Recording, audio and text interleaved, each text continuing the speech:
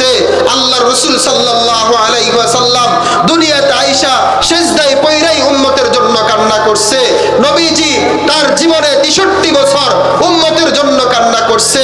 দুনিয়া থেকে যাওয়ার সময় আজরাইল যখন আয়েশা বলল রব্বুল আলামিন আমাকে পাঠাইছে, ইয়া রাসূলুল্লাহ আপনি অনুমতি দিলে আপনার জান কবজ করা হবে। তো নবী বললেন আমার তো এখনো সময় হয় নাই, আল্লাহর কাছে আমার একটা প্রশ্ন আছে, একটা বিষয় জানার আছে। বলে কি? আপনার পরে আপনার স্ত্রীদের কি হালত হবে এটা? আপনার সন্তানদের কি হালত হবে এটা?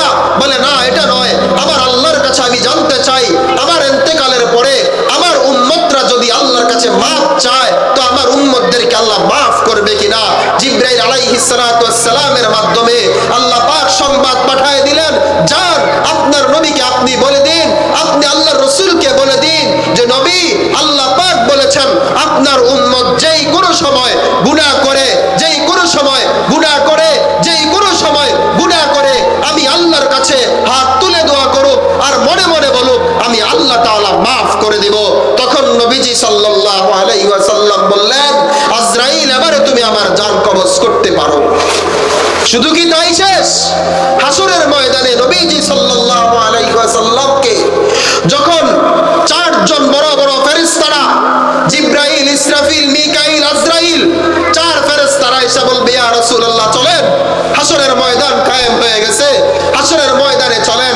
নবীজি কপালের বালু মুছতে মুছতে কবর থেকে উঠবেন আর বলবেন ফেরেশতারা তোমরা আসলা, আমার উম্মতরা আসে নাই নাকি আমার অনুপস্থিতিতে আমার উম্মতরা জাহান্নামে চলে গেছে? তখন ফেরেশতারা বলবে এখনো তো কাউকে উঠানোই হয় নাই কবর, এখনো তো কাউকে কবর থেকে উঠানো হয় নাই। যেই নবী ওই দিন হাসরের ময়দানের শুরুর দিন আমার জন্য কাঁদবে, আপনার জন্য কান্না করবে, শুধু তাই নয় হাসরের ময়দানের বিভীষিকাময় অবস্থায় সমস্ত ফেরেশতারা বলবে ইয়া নাফসি ইয়া নাফসি, সমস্ত নবীরা বলবে ইয়া নাফসি ইয়া নাফসি, আপনার মা বলবে ইয়া নাফসি, আপনার বাবা বলবে ইয়া নাফসি, আমিও বলবো ইয়া নাফসি। ওই সময় একজন ব্যক্তি বলবে ইয়া উম্মতি ইয়া উম্মতি। রব্বুল আলামিন বলেন ওই রাসূল তখন সিজদায় পড়ে কাঁদবে আর বলবে উম্মত, আয় আল্লাহ আমার উম্মতকে বাঁচান, আমার উম্মতের কি অবস্থা হবে।